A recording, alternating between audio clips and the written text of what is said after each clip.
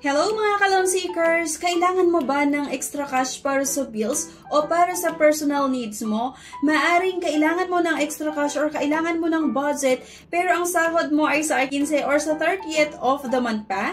Introducing Cash Express. So itong Cash Express nga ay pwede kayong makautang ng 1,000 hanggang 20,000 pesos at meron itong payment terms na 14 days hanggang 180 days or hanggang 6 months.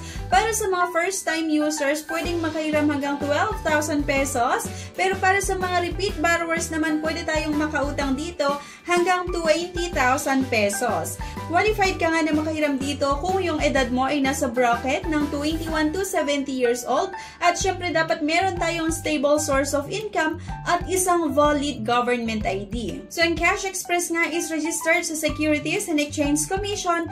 Meron nga itong registration number at certificate of authority number na 2918. Reminder lang mga ka-loan seekers na kapag uutang kayo, ugaliin natin na basahin ang terms and conditions sa disclosure statement bago ka mag-loan. Kaya kung naghanap ka ng pwedeng mautangan online, try mo na itong Cash Express.